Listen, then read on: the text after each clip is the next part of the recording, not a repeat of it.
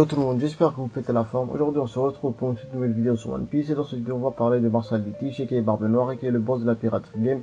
Bon, j'ai reçu un commentaire me disant que Barbe Noire est un imbécile. J'aimerais bien répondre à ce commentaire en lui démontrant que Barbe Noire est certes un petit fils de pute, parce que voilà, il est quand même responsable de la mort de Taj et de Ace, mais il est loin, mais très loin d'être un imbécile. Au contraire, c'est le mec le plus débrouillard et intelligent dans One Piece. Bon voilà, on va plus rentrer dans le détail, on se retrouve juste après ce petit intro. Bon, comme je vous l'ai dit dans l'intro de cette vidéo, Barbe Noire est certes un enculé, mais pas un imbécile, parce que déjà avant de créer son propre équipage, il faisait partie de l'équipage de Barbe Blanche et il travaillait sous les ordres de Ace. Il n'était pas le commandant d'une flotte et il n'avait pas une place très importante dans l'équipage de Barbe Blanche, et quand Ace lui a demandé qu'il était là avant lui et qu'il devait normalement prendre sa place, il a commandé, il a tout simplement refusé parce qu'il avait un but précis. Et ce but, c'était de trouver un certain fruit de démon et de le manger. Après qu'il ait trouvé ce fruit de démon, il est parti recruter son équipage. Et c'est là que tu vois que ce mec, même si on va pas se mentir, il est pas très joli. Il reste très badass. Comme disent les rappeurs, les hommes mentent mais pas les chiffres. Et c'est le cas pour lui.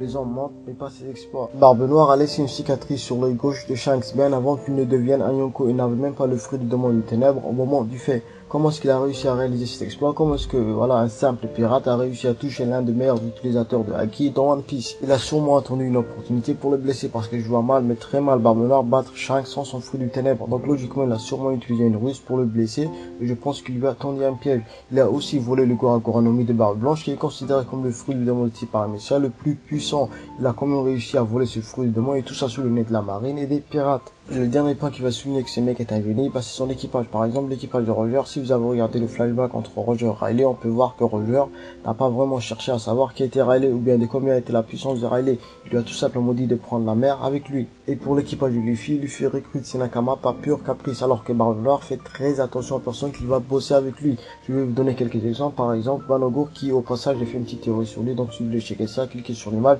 Bon, Vanagour est considéré comme l'un des meilleurs snipers dans One Piece et je pense que c'est le deuxième meilleur sniper dans One Piece. Juste derrière il y a Sop. L'invité aussi est un membre très important dans l'équipage de Barbe Noire parce qu'il peut s'infiltrer n'importe où. Il a quand même réussi à s'infiltrer dans la chambre où il y avait une réunion entre les Shiuka et la Merlan chef. Ça nous montre qu'il peut être un espion très important pour Barbe Noire. Et le fait qu'il a réussi à le faire bosser pour lui est une démarche assez intelligente. Et je pense que c'est la première fois qu'on voit un espion pirate dans One Piece. Et le troisième personnage que je vais citer, c'est Shilui. Shilui était le commandant de la prison d'Apeldoorn avant que Maganen le jette en prison pour abus de pouvoir. Il s'est fait relâcher après pour capturer les pirates et c'est là qu'il fait le contraire. Il s'allie avec Barbe Noire et maintenant il est le commandant en chef de la seconde flotte de Barbe Noire, ce qui nous montre que sa puissance doit être énorme et que voilà, il a sûrement progressé durant le time skip. Tout ça pour vous dire que Barbe Noire fait très attention avec qui il va avoir sous son commandement. Bon, en conclusion de cette vidéo, Barbe Noire est certes un enfoiré, mais pas un imbécile parce qu'il est très méticuleux et il fait très attention à ce qu'il fait et ça, faut l'avouer, c'est classe.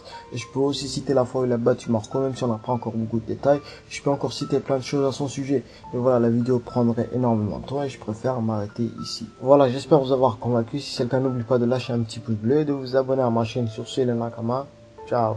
Je fais des signes, je parle QLF. Je brûle mes souvenirs, j'éclaire le bénéf. Cœur de billet, j'attends qu'on me crève. Et sur le 22, c'est toujours Casper. Y'a un seul des couilles pour leur